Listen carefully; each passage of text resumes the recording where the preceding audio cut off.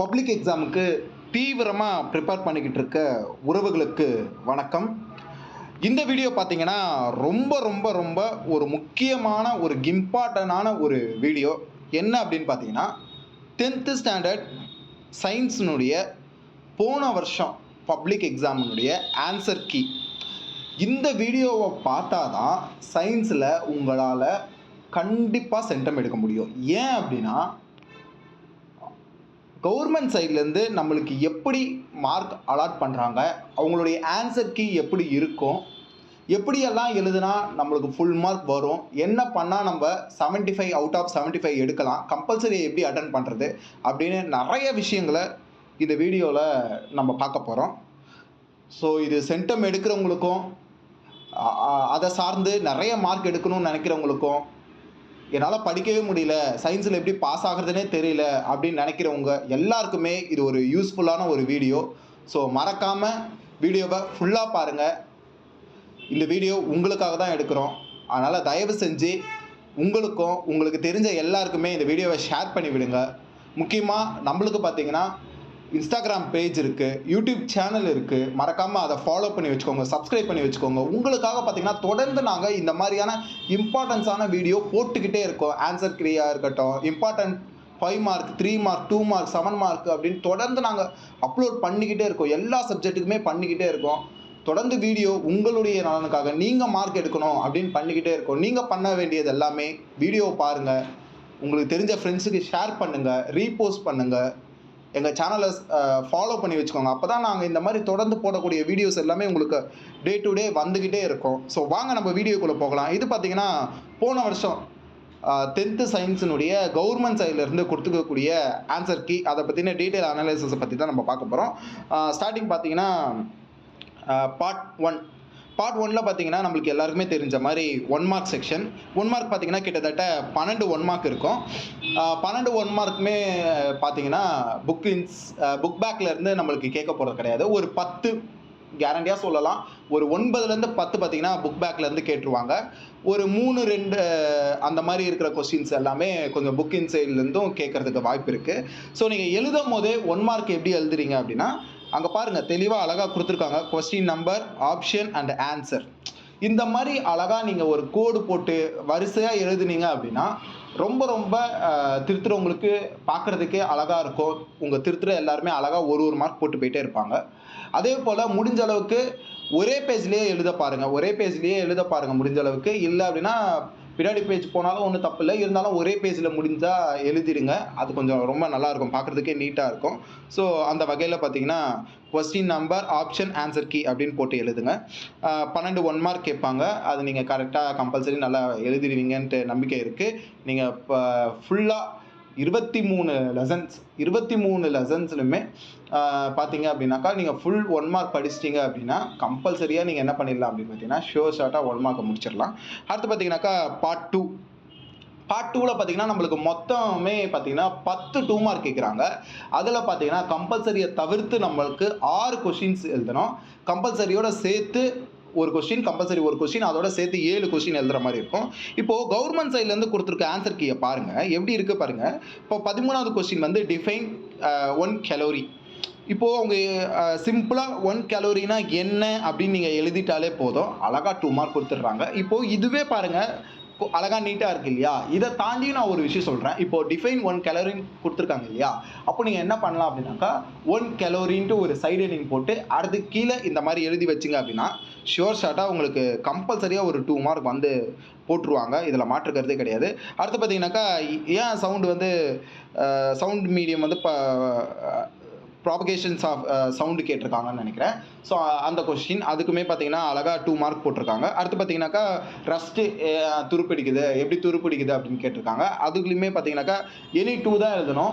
So அதில் அந்த மாதிரி இந்த எனி 2, எனி 5, எனி 7 அந்த மாதிரி கேட்கும்போது நீங்கள் எக்ஸ்ட்ராவாக ஒரு பாயிண்ட் எழுதி வச்சிங்கன்னா ஸோ இன்னுமே யூஸ்ஃபுல்லாக இருக்கும், ஈஸியாக உங்களுக்கு மார்க் கிடைக்கும். ஏன் அப்படின்னு பார்த்தீங்கன்னா நீங்கள் படிக்கும்போதே பாருங்கள், நீங்கள் படிக்கும்போது 2 மார்க்காக இருக்கட்டும், 4 மார்க்காக இருக்கட்டும், 7 மார்க்காக இருக்கட்டும், 2 மார்க்குக்கு 2 பாயிண்ட் தான் எழுதணும் அப்படின்னா நீங்கள் ஒரு 3 பாயிண்டாக படிங்க. 4 மார்க்குக்கு ஒரு 4 பாயிண்ட் தான் எழுதணும்னா நீங்கள் ஒரு 5 பாயிண்ட்டு 6 பாயிண்டாக படிங்க. இப்போ 7 மார்க்குக்கு 7 பாயிண்ட் தான் எழுதணும்னா ஒரு 8 பாயிண்ட் 9 பாயிண்டாக நீங்கள் படிக்கும் போது நீங்கள் எக்ஸாம் எழுதும் போது உங்களுக்கு 1-2 பாயிண்ட் மறந்து போனாலுமே நீங்கள் ஷியோராக என்ன பண்ணிடலாம் அப்படின்னு பார்த்தீங்கன்னா 5 பாயிண்ட்டோ 7 பாயிண்ட்டோ ஈஸியாக உங்களால் எழுத முடியும். கரெக்ஷன் பண்ணுறவங்களுக்கும் அந்த பேப்பருக்கு நீங்கள் எழுதியிருக்கிறதுக்கு எல்லாமே இருக்கும். அதனால் பார்த்தீங்கன்னா ஈஸியாக உங்களுக்கு மார்க் போட்டுருவாங்க. அதே போல் வேலிடான ஆன்சரை உங்களுக்கு கரெக்டான ஆன்சரை முன்னாடி எழுதுங்க. இப்போ உங்களுக்கு வந்து ஒரு 4 பாயிண்ட் தெரியுது அப்படின்னா 4 பாயிண்ட்லையுமே பார்த்தீங்கன்னா நல்லா தெரிஞ்ச பாயிண்ட்டை முன்னாடி எழுதுங்க. கொஞ்சம் லோவாக தெரிஞ்ச பாயிண்ட்டை நீங்கள் பின்னாடி எழுதி வைங்க. ஸோ திருத்துறவங்களுக்கு அது கொஞ்சம் ஈஸியாக கண்ணில் படும். அதனால் ஈஸியாக மார்க் கொடுத்துருவாங்க. ஸோ 2 மார்க்கை பொறுத்த வரைக்கும் மொத்தமே 10 கொஸ்டின் சொன்னேன் இல்லையா? இந்த 10 கொஸ்டினும் எப்படி பிரிப்பாங்க அப்படின்னா 3 ஃபிசிக்ஸ் 3 கெமிஸ்ட்ரி அண்டு 4 பயாலஜிலேருந்து பிரிப்பாங்க. சப்போஸ் உங்களுக்கு 2 மார்க்கில் கம்பல்சரி ஃபிசிக்ஸ் வந்துச்சு அப்படின்னா 4 மார்க்கில் கம்பல்சரி கெமிஸ்ட்ரியாக தான் வரும். ஸோ அதனால் நீங்கள் அந்த கம்பல்சரியை கூட இப்படி நீங்கள் பிரித்து படிக்கலாம். அதே மாதிரி பார்த்தீங்கன்னா பயாலஜி செக்ஷன்லேயே உங்களுக்கு 4 2 மார்க் வந்துடும். எல்லா வகையில் கொஸ்டின் பேப்பர்லையுமே இந்த பேட்டர்ன் தான் மோஸ்ட்லி ஃபாலோ பண்ணுறாங்க. அதனால் பயாலஜிக்கு நீங்கள் கூடுதல் இம்பார்ட்டன்ட் கொடுத்து படிச்சிங்க அப்படின்னாக்கா 2 மார்க்காக இருக்கட்டும் 4 மார்க்காக இருக்கட்டும் ஷுவர் ஷார்ட்டாக நீங்கள் ஃபுல்லாகவே எழுதிடலாம். அடுத்து பார்த்தீங்கன்னாக்கா 16வது மேட்ச் த ஃபாலோவிங். இந்த மாதிரி மேட்ச் த ஃபாலோவிங், அதே மாதிரி பார்த்தீங்கன்னாக்கா ஃபில்லிங் த பிளாங்க்ஸ், இதெல்லாம் நீங்கள் நிறைய பேர் படிக்கிறது இல்லை. ஆனால் இது வந்து கண்டிப்பாக கேட்குறாங்க. சப்போஸ் பார்த்தீங்கன்னா 7 மார்க்லேயே ஆடட் கொஸ்டினாக கேட்குறாங்க, இல்லை 4 மார்க்காக இருக்கட்டும் 2 மார்க்காக இருக்கட்டும் இந்த மாதிரி மேட்ச் த ஃபாலோவிங் 1 மார்க்குமே கேட்குறாங்க. ஸோ தயவு செஞ்சு அதையுமே கொஞ்சம் பாருங்கள், அதையுமே நீங்கள் படிங்க. ஏன் நம்மளுக்கு கேட்குறது இல்லையே, நம்ம சூஸ் பண்ணிச்சா போதுமே அப்படின்ற மாதிரி விட்டுறாதீங்க. தயவு செஞ்சு கொஞ்சம் ஃபில்லப்பையும் மேட்ச் த ஃபாலோவிங்லையும் கொஞ்சம் நல்லா படிங்க. அதே போல் பார்த்தீங்கன்னாக்கா 17வது கொஸ்டின் வால்ஸ்னுடைய இம்பார்ட்டன்ஸ் என்ன கேட்டிருக்காங்க. அதுக்கு பார்த்தீங்கன்னாக்கா நீங்கள் இம்பார்ட்டன்ஸ் ஆஃப் வால்ஸ் அப்படின்ட்டு ஒரு சைட் ஹெட்டிங் போட்டு அழகாக ஒரு 2 பாயிண்ட் ஒரு 3 பாயிண்ட் எழுதி வச்சிங்க அப்படின்னாக்கா அழகாக உங்களுக்கு ஒரு பாயிண்ட் பிரித்து அழகாக உங்களுக்கு 2 மார்க் கொடுத்துட்றாங்க. அடுத்து பார்த்தீங்கன்னாக்கா போல்ட்டிங்னா என்னென்னு கேட்டிருக்காங்க. ஸோ போல்ட்டிங் அப்படின்னும் போது போல்ட்டிங்னு ஒரு சைட் ஹெட்டிங் போட்டு போல்ட்டிங்கை பற்றி நீங்கள் எழுதி வச்சிங்க அப்படின்னாக்கா கரெக்டாக இருக்கும். அதே பற்றி பார்த்தீங்கன்னா நீங்கள் இந்த மாதிரி இம்பார்ட்டன்ஸ் பாயிண்ட் எல்லாமே பார்த்தீங்கன்னாக்கா அழகாக கோடு போட்டு காமிக்கலாம், ஹைலைட் பண்ணி காமிக்கலாம். ஸோ ஒரே பென் தான் யூஸ் பண்ணுற மாதிரி இருக்கும். அதனால் பார்த்தீங்கன்னா நீங்கள் ஹைலைட் பண்ணி காமிச்சிங்க அப்படின்னாக்கா இன்னும் அது வந்து கரெக்ஷன் பண்ணுறவங்களுக்கு ரொம்ப ஈஸியாக இருக்கும். அவங்களுக்கு தேவை பார்த்தீங்கன்னாக்கா இதில் பார்த்தீங்க இந்த ஆன்சர் கீழே பார்த்தீங்கன்னாக்கா 2 கொடுத்துருக்காங்க, திஸ் ஆர் தட் அப்படின்ற மாதிரி கொடுத்துருக்காங்க. இதில் 2த்துல ஏதாவது உங்கள் பேப்பரில் இருக்கும் பட்சத்தில் கண்டிப்பாக அவங்க 2 மார்க் கொடுத்துருவாங்க. அதனால் நீங்கள் அதை பற்றி பயப்படவே தேவையில்லை. என்ன அப்படின்னாக்கா நீங்கள் கரெக்டான விஷயங்களை எழுதணும். ஸோ கரெக்டான விஷயங்களை எழுதும் போது கரெக்டாக அவங்க 2 மார்க் கொடுத்துருவாங்க. அடுத்து பார்த்தீங்கன்னாக்கா அந்த டயக்ராம் கொஸ்டின். இப்போ டயக்ராம் கொஸ்டினுக்கு பார்த்தீங்கன்னா நீங்கள் டயக்ராம் தயவு செஞ்சு வரைங்க. டயக்ராம் வரைஞ்சி அதோட பாஸ் மார்க் பண்ணுங்க. வெறுமனே பார்த்தீங்கன்னாக்கா நீங்கள் டயக்ராம் வரையாமல் வெறும் ஏனா என்ன, பினா என்ன, சீனா என்ன, டீனா என்னன்னு போடுறதுல பெரிய அளவுக்கு யூஸ்ஃபுல்லாக இருக்காது. சயின்ஸை பொறுத்த வரைக்கும் டயக்ராம் ரொம்ப ரொம்ப ரொம்ப ஒரு இம்பார்ட்டண்டான ஒரு விஷயம். ஸோ நீங்கள் டயக்ராம் கொஸ்டின்ஸ் இருந்தது அப்படின்னா தயவு செஞ்சு டயக்ராம் வரைஞ்சி அதனுடைய பார்ட்ஸை மார்க் பண்ணி இந்த மாதிரி தனியாக மார்க் பண்ணிங்கன்னா இன்னும் கொஞ்சம் பெட்டராக இருக்கும். உங்கள் பேப்பரே ஒரு தனி ஸ்டாண்டர்டில் இருக்கும். அப்போ பேப்பர் திருத்துறவங்களுக்கே ஈஸியாக புரிஞ்சிடும் நீங்கள் நல்லா படிக்கிறவங்க அப்படின்ட்டு. ஸோ அடுத்தடுத்த இதுலேயுமே உங்களுக்கு மார்க் கூட ரொம்ப ஈஸியாக இருக்கும். அடுத்து பார்த்தீங்கன்னாக்கா 20 to 21 லெசன் 21 கொஸ்டின்ஸ் எல்லாமே அதே ஃபார்முலாவை பேஸ் பண்ணியிருக்காங்க. 22ல் பார்த்தீங்கன்னா உங்களுக்கு கெமிஸ்ட்ரியிலேருந்து இம்பார்ட்டன்ட் கொடுத்துருக்காங்க. அதுக்குமே பார்த்தீங்கன்னா மார்க் பிரித்து கொடுத்துருக்காங்க. அடுத்து பார்த்தீங்கன்னா 4 மார்க்கை பொறுத்த வரைக்கும் இவங்க பார்த்தீங்கன்னாக்கா law of ideal gas equation பற்றி கேட்டிருக்காங்க. எல்லாத்துக்குமே பிரித்து ஃபார்முலாவுக்கு ஒரு மார்க், அடுத்து பார்த்தீங்கன்னாக்கா அதை சப்ஸ்டிட் பண்ணுறதுக்கு அப்படின்ட்டு எல்லாத்துக்குமே ஒரு மார்க் போட்டு அழகாக மார்க் போட்டிருக்காங்க 4 மார்க்கில். 4 மார்க்கும் அதே பேட்டர்ன் தான். உங்களுக்கு பார்த்தீங்கன்னாக்கா 3 ஃபிசிக்ஸு 3 கெமிஸ்ட்ரி 4 பயாலஜிலேருந்து கொடுக்குறாங்க. நம்ம எழுத வேண்டியது வெறும் பார்த்தீங்கன்னா வெறும் 7 கொஸ்டின் தான். கம்பல்சரியை தவிர்த்து 6 கொஸ்டின், கம்பல்சரியோட சேர்த்து 7 கொஸ்டின். ஸோ நீங்கள் பயாலஜி நல்லா ஃபோக்கஸ் பண்ணிக்கலாம். 4 கொஸ்டின் பார்த்தீங்கன்னா ஈஸியாக அட்டன் பண்ணிட்டு போயிடலாம். பயாலஜியில் ரொம்ப ரேர் தான் கம்பல்சரி கேட்குறது. அதனால் கம்பல்சரியை தவிர்த்து பயாலஜியில் 4 எழுதிட்டு போயிடலாம். மற்றதுலேருந்து நீங்கள் 3 ஈஸியாக எழுதிட்டு போயிடலாம். இந்த மாதிரி மயோஃபியா ஹைப்பர்மெட்ரோஃபியாலாம் கேட்கும் போது தயவு செஞ்சு டேபிள் காலம் போட்டு எழுதுங்க. டேபிள் காலம் இல்லாமல் மேலே கீழே அப்படின்னு எழுதினீங்கன்னா அது கொஞ்சம் பார்க்குறதுக்கே கொஞ்சம் நல்லா இருக்காது. ஸோ தயவு செஞ்சு டேபிள் காலம் போட்டு எழுதுங்க. அதே போல் பார்த்தீங்கன்னா 25வது கொஸ்டின் ஆல்ஃபா பீட்டா காமா. இது பார்த்தீங்கன்னா 7 மார்க்கு கேட்கக்கூடிய ஒரு வர்த்தான கொஸ்டின் தான். இங்கே 4 மார்க் கேட்டிருக்காங்க. ஸோ 4 மார்க்கு கேட்கும் போது சாலிடாக நீங்கள் ஒரு 5 பாயிண்ட் கரெக்டாக எழுதி வச்சிங்க அப்படின்னா நல்ல மார்க் எடுத்துடலாம். அதே போல் ஒரு முக்கியமான விஷயம், நிறைய பேர் என்ன பண்ணுவாங்க பண்ணுவாங்க, பதட்டத்தில் மாற்றி எழுதிடுவாங்க.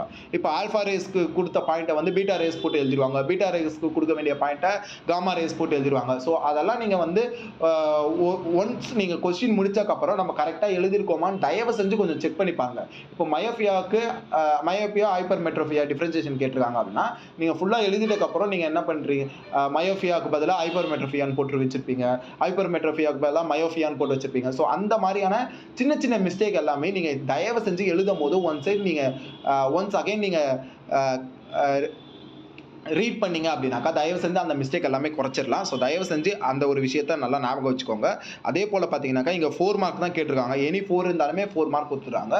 நீங்கள் ஒரு 5, 6 சாலிடாக தயவு செஞ்சு எழுதி வைங்க. வெறும் 4 தானே கேட்டிருக்காங்க, வெறும் நம்ம 4 எழுதுனா போதும் அப்படின்ற மென்டாலிட்டிக்குள்ளே வராதிங்க. ஒரு 5 எழுதும் போது சாலிடாக உங்களுக்கு 4 மார்க் கிடைக்கிறதுக்கான வாய்ப்பு கம்பல்சரியாக இருக்கும். இதுவே சென்டம் எடுக்கக்கூடியவங்களுக்கு நான் சொல்லக்கூடிய ஒரு மிகப்பெரிய டிப்ஸ் இதுதான். அவங்க 4 பாயிண்ட் தான் கேட்குறாங்க, 4 பாயிண்ட் எழுதுனா 4 பாயிண்ட் போட்டுருவாங்க அப்படின்னு தயவு செஞ்சு நீங்கள் நினைக்காதீங்க. ஏன் சொல்கிறேன் அப்படின்னாக்கா, நீங்கள் எழுதக்கூடிய 4 பாயிண்ட்ல ஏதாவது ஒரு சின்ன தப்பு வந்துருச்சுன்னா கூட 4ன்றது 3ஆ மாறும், 3ஆ மாறும், 2ஆ மாறும். ஸோ அப்போ நீங்கள் ஒரு 5 பாயிண்ட் ஒரு 6 பாயிண்ட் எழுதி வைக்கும் போது நீங்கள் அதில் கொஞ்சம் எதுலையாவது மிஸ்டேக் பண்ணால் கூட நீங்கள் 6 பாயிண்ட் எழுதி வச்சிருக்கீங்களே, 5 பாயிண்ட் எழுதி வச்சிருக்கீங்களேன்ட்டு கம்பல்சரி உங்களுக்கு 4 மார்க் போடுறதுக்கான வாய்ப்பு இருக்குது. ஸோ தயவு செஞ்சு இந்த ஒரு மெத்தடை ஃபாலோ பண்ணிக்கோங்க. அடுத்து பார்த்தீங்கன்னா 27வது கொஸ்டின் ஸோ எல்லாமே பார்த்தீங்கன்னாக்கா இந்த மெத்தடை தான் ஃபாலோ பண்ணி எழுதியிருக்காங்க. அலை, ரீசன் ஆஃப் அலைன்னு கேட்கும்போது அலைனா என்ன அப்படின்னு ஒரு சின்ன டெஃபினேஷன் கொடுத்துட்டு ரீசன் ஃபார் அலைன் கொடுத்துருக்காங்க. ஸோ அந்த மாதிரி நீங்களுமே எழுதுங்க. கிளீனிங் மெக்கானிசம் ஆஃப் சோப் கேட்டிருக்காங்க, அதை பற்றியுமே எழுதுங்க. அப்புறம் லோகோமோஷன் டேக் பிளேஸ் இன் லீச்ன்னும் போது 2 லோகோமோஷன் டைப்ஸ் போட்டிருக்காங்க. அடுத்து லூப்பிங் மூவ்மெண்ட்டை பற்றி எழுதியிருக்காங்க, ஸ்விம்மிங் மூவ்மெண்ட்டை பற்றி எழுதியிருக்காங்க. அடுத்து 30வது கொஸ்டின் ஸ்ட்ரக்சர் ஆஃப் நியூரான். இப்போது இங்கே தான் ஒரு மிஸ்டேக் நம்ம நிறைய பேர் பண்ணி நாங்கள் பார்க்குறோம். எங்கள் இன்ஸ்டிடியூட்லேயே அதான் பண்ணுறாங்க. என்ன விஷயம் அப்படின்னு பார்த்தோன்னா, நியூரான் அப்படின்னு கேட்டாலே பார்த்தீங்கன்னா படத்தை வரைஞ்சி அதனுடைய பார்ட்ஸை பற்றி அப்படியே பக்கமாக எழுதி வச்சுருக்காங்க. தயவு செஞ்சு உங்களுக்கு கொஷின் பேப்பர் கொடுக்கும் போது பார்த்தீங்கன்னாக்கா குறிப்பிட்ட மணித்துளிகள் பார்த்தீங்கன்னா கொஷின் பேப்பர் வாசிக்கிறதுக்குன்னே கொடுப்பாங்க இல்லையா?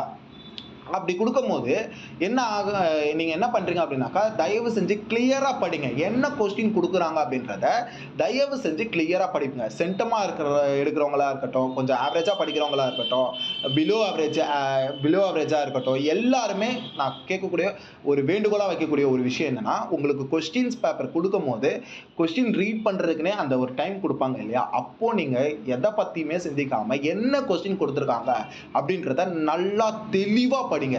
ஏன் அப்படின்னா இங்கே ஸ்ட்ரக்சர் ஆஃப் நியூரான் கேட்டிருப்பாங்க, இல்லை types of neuron based on structure அப்படின்னு கேட்டிருப்பாங்க. அப்போது நீங்கள் என்ன பண்ணுவீங்க அப்படின்னா, நியூரானை வரைஞ்சி வச்சு அதனுடைய பார்ட்ஸை வந்து டிஃபைன் பண்ணி வைப்பீங்க. அப்போது திருத்துறவங்க என்ன பண்ணுவாங்கன்னா ஒரே அடியாக அடித்து 0 மார்க் கொடுத்துருவாங்க. ஏன் அப்படின்னா அவங்க கேட்டது யூனிபோலார், டைபோலார், அந்த ஸ்ட்ரக்சரை வச்சு நியூரானை நம்ம எத்தனை வகையாக பிரிக்கிறோம் அப்படின்ற கொஸ்டின். ஆனால் நீங்கள் என்ன பண்ணி வச்சுருப்பீங்க அப்படின்னா நியூரானுடைய ஸ்ட்ரக்சரை வரைஞ்சி வச்சு அதை டிஃபைன் பண்ணிட்டு இருப்பீங்க. ஸோ இந்த மாதிரி நிறைய கொஸ்டின் இருக்குது. Properties of gibberellin, properties of ethylene, auxin, அந்த மாதிரி கேட்பாங்க. நீங்கள் வெறும் ஜிப்ரலினை மட்டும் எழுதி வச்சிருவீங்க. அந்த ஆக்சினா எத்திலீனா அதை படிக்காமல் இதுதானே மோஸ்ட்லி வருது அப்படின்னு நினச்சிப்பீங்க. அதனால் தயவு செஞ்சு பார்த்தீங்கன்னா கொஸ்டினை நல்லா படிங்க. கொஸ்டினை நீங்கள் எந்த அளவுக்கு நல்லா படிக்கிறீங்களோ அந்த அளவுக்கு நீங்கள் உங்களுக்கு கரெக்டாக எழுதக்கூடிய வாய்ப்பு ரொம்ப அதிகமாக இருக்கும். ஸோ தயவு செஞ்சு கொஸ்டினை வரீங்க. படம் இருக்கிற கொஸ்டின்ஸை நீங்கள் ஸ்கிப்பு பண்ணாமல் படம் இருக்கிற கொஸ்டினை நீங்கள் எழுதிட்டீங்க, படம் நல்லா வரைஞ்சிட்டீங்க அப்படின்னாலே படத்துக்கே பார்த்தீங்கன்னா 4 மார்க்கில் 2 மார்க் கொடுத்துட்றாங்க. மீதி நீங்கள் எழுதுறதுக்கு தான் வேறு 2 மார்க். அப்போது படத்துக்கே உங்களுக்கு 2 மார்க் வந்துடும். ஸோ படம் இருக்கிற கொஸ்டின்ஸ் எல்லாமே ரிப்பீட்டடாக வரைஞ்சி நல்லா வரைஞ்சி பாருங்கள், நல்ல மார்க் எடுப்பீங்க. அடுத்து பார்த்தீங்கன்னாக்கா 4 மார்க்கில் பார்த்தீங்கன்னா soil erosion, prevention soil erosion கேட்டிருக்காங்க. இங்கே பார்த்தீங்கன்னா 4 மார்க்கில் வந்து கம்பல்சரி எது கேட்டிருக்காங்க பாருங்கள். நான் சொன்ன மாதிரி ஃபிசிக்ஸ் கேட்டிருக்காங்க. 2 மார்க் கம்பல்சரி வந்து கெமிஸ்ட்ரி கேட்டிருக்காங்க. அப்போது இதில் கம்பல்சரியாக ஃபிசிக்ஸ் தான் கேட்டிருப்பாங்க. ஸோ இந்த மெத்தட் தான் மோஸ்ட் ஆஃப் டைம் பப்ளிக்கில் ஃபாலோ பண்ணுறாங்க. நீங்கள் இதை ஃபாலோ பண்ணி நீங்கள் கம்பல்சரி படிச்சிங்க அப்படின்னா அசால்ட்டாக மார்க் எடுத்துகிட்டு போயிடலாம். கம்பல்சரிக்குமே நாங்கள் பார்த்தீங்கன்னா நிறையா மெட்டீரியல்ஸ் என்னென்ன கம்பல்சரிலாம் கேட்பாங்க அப்படின்ட்டு சொல்லி நாங்கள் அனலைஸ் பண்ணி ஒரு மெட்டீரியல் போட்டு வச்சுருக்கோம். அதுவுமே பார்த்தீங்கன்னாக்கா எங்கள் பிளேலிஸ்ட்டில் போய் தேடினீங்கன்னா கம்பல்சரி இருக்கும். அதையுமே நீங்கள் பாருங்கள். அடுத்து பார்த்தீங்கன்னாக்கா 7 மார்க்கை பொறுத்தளவுக்கு உங்களுக்கே தெரியும். ஃபிசிக்ஸ்லேருந்து 1, கெமிஸ்ட்ரியிலேருந்து 1, பயாலஜிலேருந்து 1 அப்படின்ட்டு மொத்தம் 3 கேட்குறாங்க. இப்போது 7 மார்க்கை பொறுத்தளவுக்கு 2 இருக்கும், A and B. இப்போ இந்த ஏலேயே பார்த்தீங்கன்னா உங்களுக்கு 3 கொஸ்டின் இருக்கும். 1, 2, 3 அப்படின்னு இருக்கும். பில பார்த்தீங்கன்னாக்கா 1, 2 அப்படின்னு இருக்கும். இப்போ ஏல உங்களுக்கு 1 தெரியுது, 2 தெரியுது, 3 தெரியல. ஆனா பில உங்களுக்கு 2 தெரியுது அப்படின்னா, நான் கலந்து வச்சு எழுதலாமான்னு கேட்டீங்கன்னா, ஒரே அடியா அடிச்சுட்டு போயிட்டே இருப்பாங்க. பாரபட்சமே பார்க்கவே மாட்டாங்க. ஸோ அந்த மாரி தவறுகள நீங்க பண்ணாதீங்க. உங்களுக்கு ஏல வந்து 2 தெரியுது, 1 தெரியல. பில வந்து 1 தெரியுது அப்படின்னா, நீங்க அந்த ஏவே எழுதுங்க. ஏன்னா ஏல உங்களுக்கு 2 தெரிஞ்சிருக்கு இல்லையா? ஸோ அதனால நீங்க ஏவே எழுதுங்க. பி வந்து இன்க்ளூட் பண்ணி எழுதணும்னு நினைச்சு கூட பார்க்காதீங்க. அப்படி நீங்க எழுதி அவங்களுக்கு தெரிஞ்சிருச்சு அப்படின்னா, அவங்களுக்கு கண்டிப்பா பேட் இம்ப்ரஷன் வரும். அடுத்தடுத்து பாயிண்ட்ஸ் மார்க் வரதுக்கு உங்களுக்கு ரொம்ப கஷ்டமா இருக்கும். அதனால அப்படி தயவு செஞ்சு பண்ணிடாதீங்க. அதுக்கு பதிலா நீங்க அந்த சிலயே உங்களுக்கு அதுக்கு ரொம்ப ரிலேட்டடா இருக்கிறத கூட எழுதி வச்சிருங்க. ஆனா நீங்க எக்காரணத்துக்கு கொண்டும் ஏவையும் பியும் மிக்ஸ் பண்ணி எழுதிடாதீங்க. எல்லா கொஸ்டினுக்குமே அதான் 33வது கொஸ்டினா இருக்கட்டும், 34வது கொஸ்டினா இருக்கட்டும், 35வது கொஸ்டினா இருக்கட்டும், எல்லாத்துக்குமே இதே மெத்தட் தான். ஸோ தயவு செஞ்சு 7 மார்க்கை பொறுத்தளவுக்கு இந்த ஒரு டிப்ஸை ஃபாலோ பண்ணிக்கோங்க. 7 மார்க்கை பொறுத்தவரைக்கும் ரொம்ப ஈஸியாக தான் வரும். 7 மார்க்கில் நீங்கள் பயப்படுற மாதிரி இருக்காது. என்ன விஷயம் அப்படின்னாக்கா, இப்போ ஏலேயே 2, 3 கொஸ்டின் இருக்கும்போது அந்த 2, 3 கொஸ்டின்ஸில் 2 தெரிஞ்ச மாதிரி இருக்கும், 1 உங்களுக்கு தெரியாத மாதிரி இருக்கும். ஸோ அதை கொஞ்சம் நல்லா யோசித்து பாருங்கள். சப்போஸ் நீங்கள் எழுதக்கூடியது 2 மார்க்லேயோ இல்லை 4 மார்க்லேயோ இருக்கலாம். அதையும் கொஞ்சம் கம்பைன் பண்ணி மிக்ஸ் பண்ணி கூட எழுத பாருங்கள். ஆனால் எக்காரணத்துக்கு வந்து 7 மார்க்கை விட்டு வந்துடாதீங்க. நல்லா படிங்க. 7 மார்க் வந்து ஈஸியாக மார்க் எடுத்துடலாம். 7 மார்க்குக்கே பார்த்தீங்கன்னாக்கா இம்பார்ட்டன்ட் மெட்டீரியல்ஸ் எல்லாமே நாங்கள் போட்டிருக்கோம்.